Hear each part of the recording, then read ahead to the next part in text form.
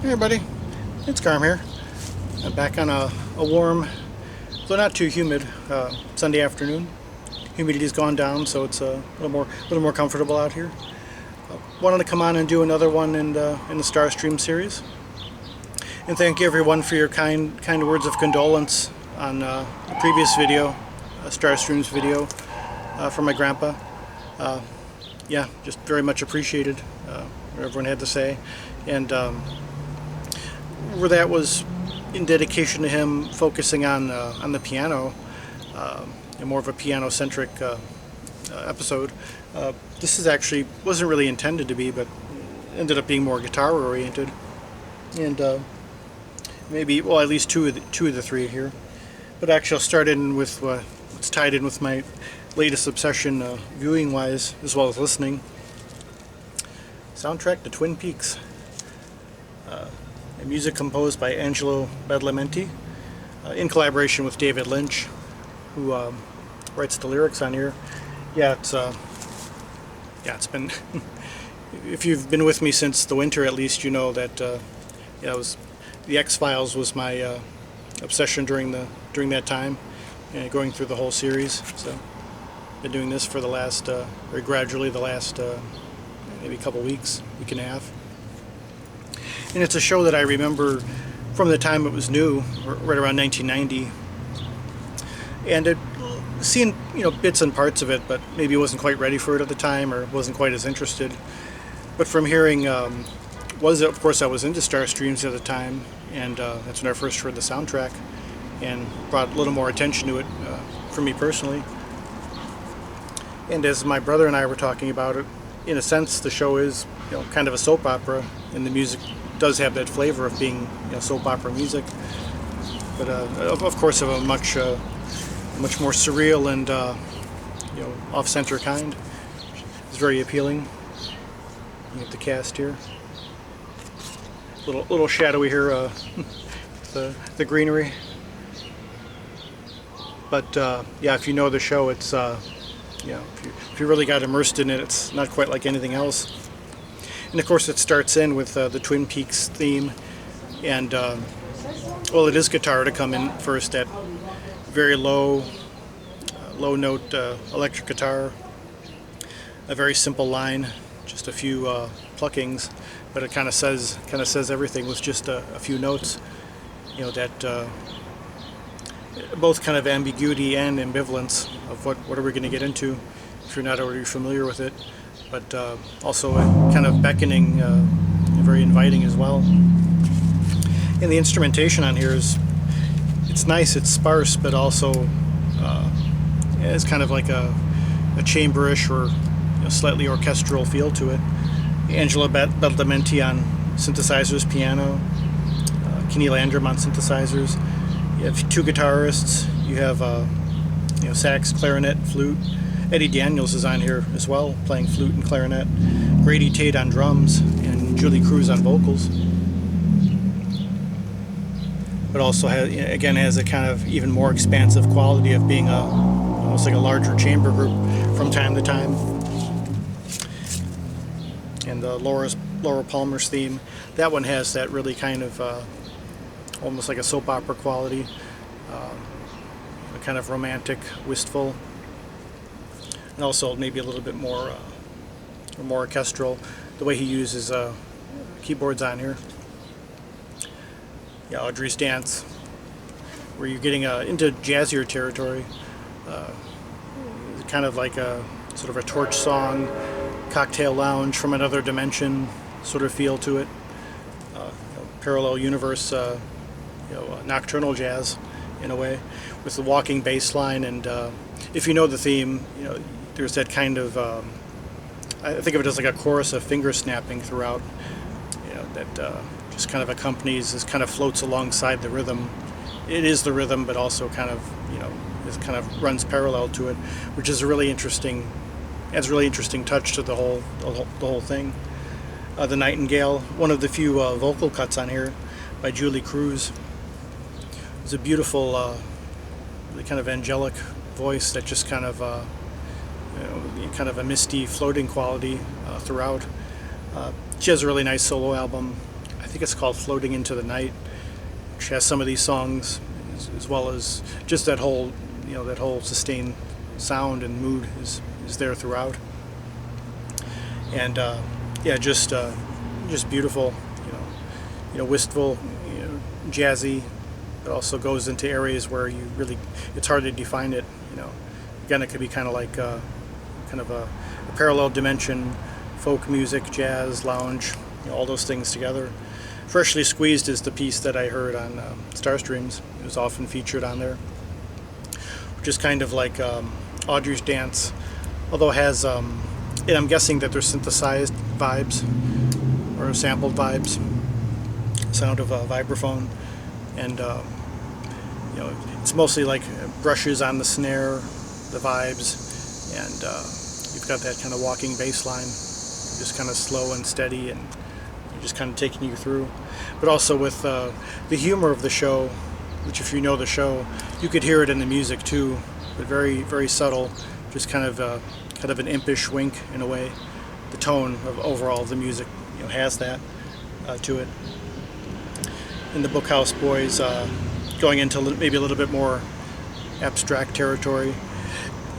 Angelo Badalamenti and David Lynch did an album together, which, of course, the title escapes me at the moment, but it was something that was released many years after it was in the vault, and that's more in the experimental avant-garde jazz territory, or just plain avant-garde in general. That kind of, seems to run parallel, gives you an indication of what that's like.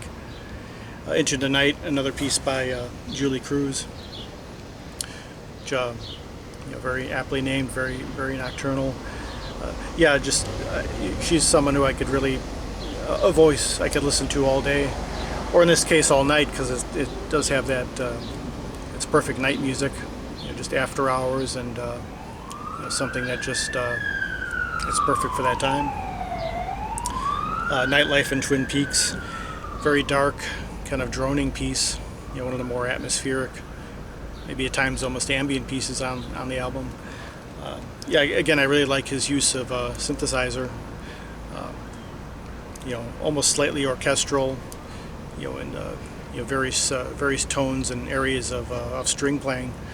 So it really kind of utilizes that feature on there. And love theme from Twin Peaks, kind of going back to Laura Palmer's theme, that feeling, very, very wistful, very kind of hopeful. Something is slipping away from you, and you're just desperate to grab a little bit of it. But it feels like that. A certain. It's very beautiful and soothing in a way, but it also has that tension to it. Where you're just, you're just finding yourself grasping for something. And I haven't only seen part of the series because I'm just kind of getting into it. I guess I'll hear it more as I go.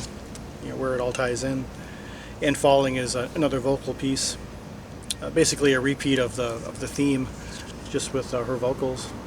It's a nice hearing that all come full circle. But very much recommended if you like atmospheric nocturnal music. And the show itself is really something else. If you know David Lynch's work, or again, if you like surrealism, and it's a nice blend between surrealism and, you could say, more quote-unquote conventional storytelling of, like, a soap opera or this kind of thing. But yeah, definitely recommend looking into it. The Twin Peaks, Angelo Badalamenti from 1990. Next up, a little more guitar-centric for this one. Hybrid. Michael Brook with Brian Eno and Daniel Lanois. Michael Brook, guitarist, a variety of instruments, but mainly guitar.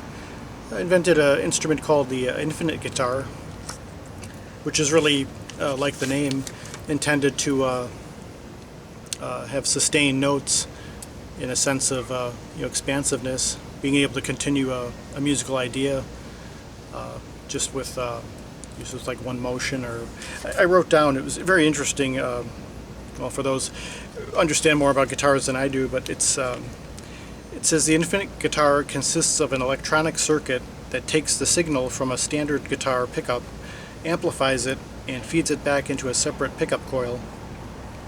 Not entirely sure what that means from a technical standpoint, but just a way of giving that sustained quality to the guitar, just to keep that idea going. At times it does sound like another instrument other than guitar, maybe like a theremin or even a voice. But a lot of times you could definitely hear the guitarness of it, so to speak.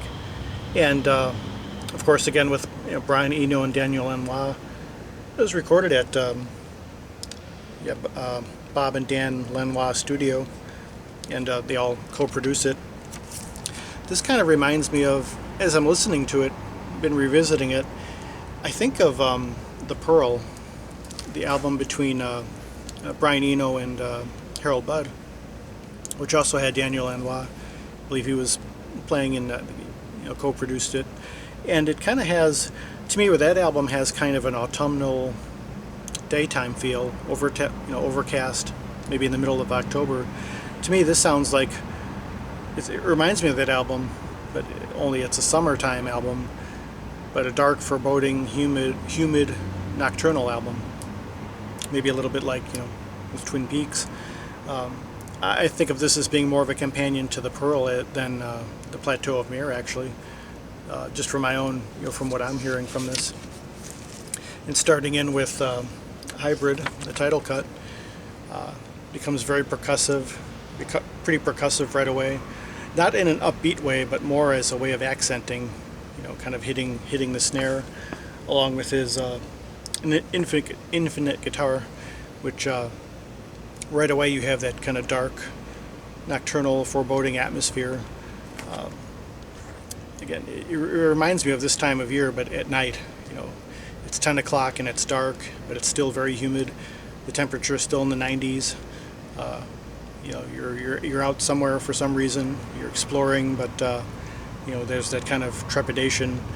But also you're again sweating and very uncomfortable the whole time. There's a certain tension throughout, which throughout the album, which I like, as well as being calming and more ambient, like their other works. It still has that somewhat foreboding quality.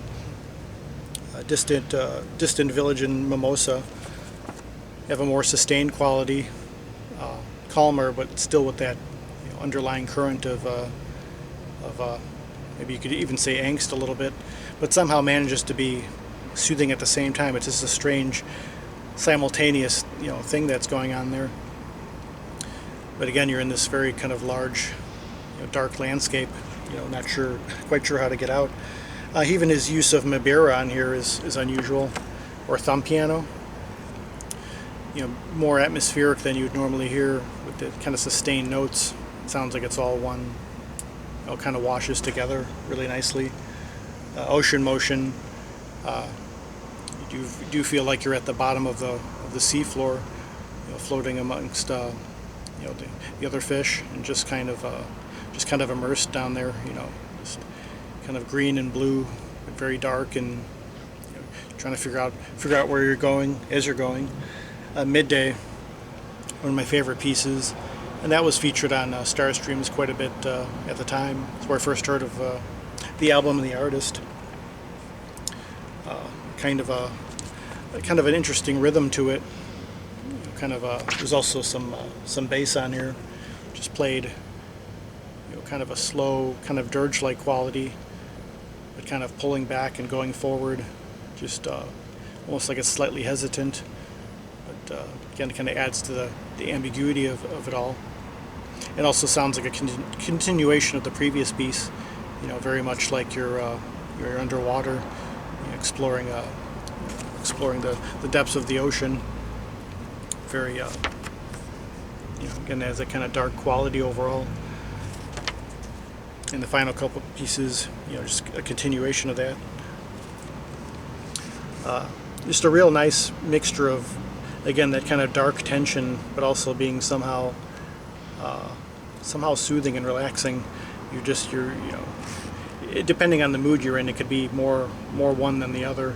But it's definitely a great soundtrack for, if you want to call it the depths in general, whether it's the ocean or just something that's going on internally, depending on your state of mind. But it was great for that. Everything I've heard of his, seems to have that quality, and I believe he's done some soundtracks too, which really very much kind of reflect that approach overall. So, yeah, Hybrid by Michael Brook, along with Brian Eno and Daniel Lanois. Again, if you like that, kind of darker side of ambient and experimental, definitely recommend it.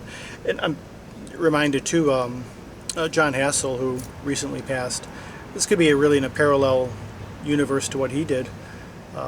In fact, I'd say the first piece, when you're starting off with the album, it does kind of sound like something in that kind of mining similar territory. What he was calling a fourth world music. So it's definitely along those lines, if you like that. So, Hybrid, from 1985 on Editions EG. And finally here, the most guitar oriented of these, Robert Powell, Desert Beach, 1990 on Blue Yonder Music. An artist that I don't think he has a very large discography. He's played with a great deal of other artists in other contexts. I believe he's done some soundtracks too. Plays a variety of guitar styles on here, as well as instruments. Electric and acoustic, resonator guitar, pedal steel, as well as Hawaiian guitars.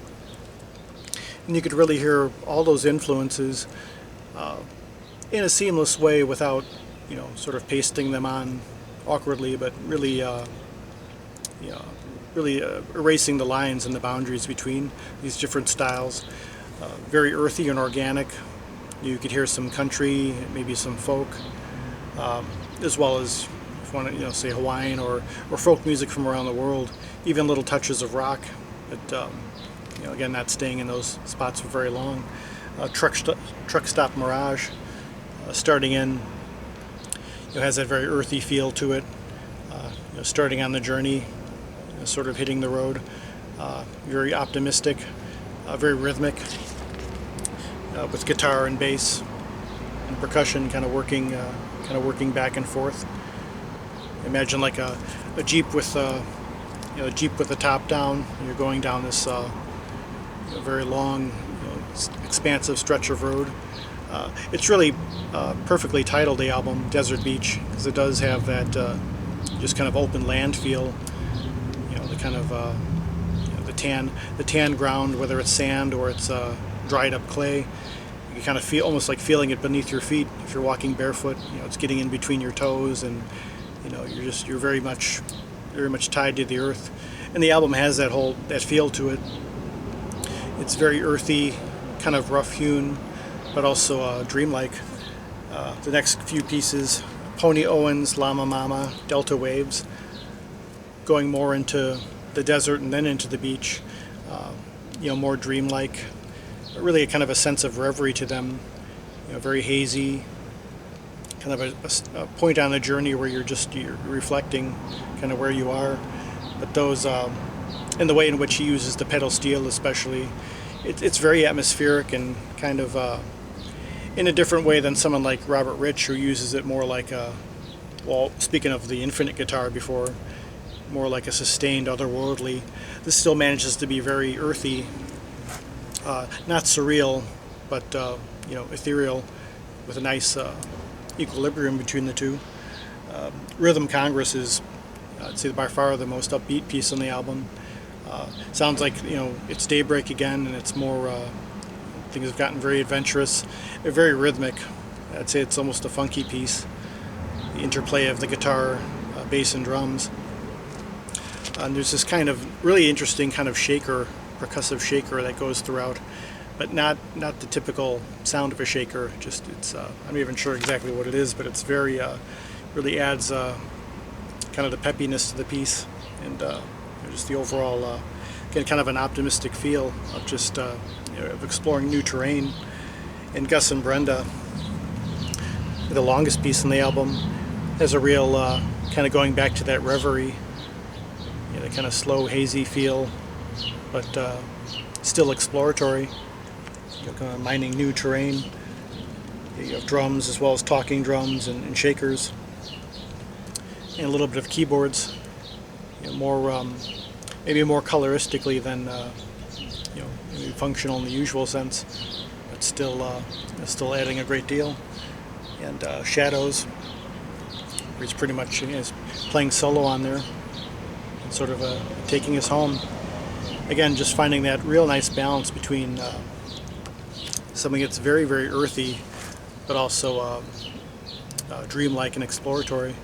And yeah, for some reason he doesn't seem to be all that well known, but if you like various, like a great deal of variety in guitar playing, very much would recommend this. Again, has that kind of very earthy, rootsy quality, especially if you like American roots music. There's a lot of that here, but he's also, very subtly going into other areas, and sometimes so subtly you don't realize it until you're immersed in it, and then you think you're hearing something else. But, I think it's part of the appeal of it. So, yeah, the pieces Llama Mama, Delta Waves, and Rhythm Congress are the three pieces that were often featured on the show. And this was a staple of Starstreams during the early 90s for quite often. So it became a favorite pretty early on. So yeah, Robert Powell, Desert Beach, the one from 1990. I very much recommend it for guitar fans. And yeah, so I'm going to show these this time around. Yeah, as ever I'm going through revisiting these. A lot of memories are coming up from the time, and yeah, it's nice. Some of these I hadn't listened to in quite a while, and others I listened to almost continuously over the last 30 years, along with everything else. So it's just interesting what perspectives come up during the time. So yeah, hopefully you'll be more to come soon. So I hope we're all doing well wherever you're at and whatever you're doing, enjoying this point in summer. Yeah, and yeah, just making the most of it. Well, hope we're all well. Thank you for watching, and until the next one, peace, love, and joy.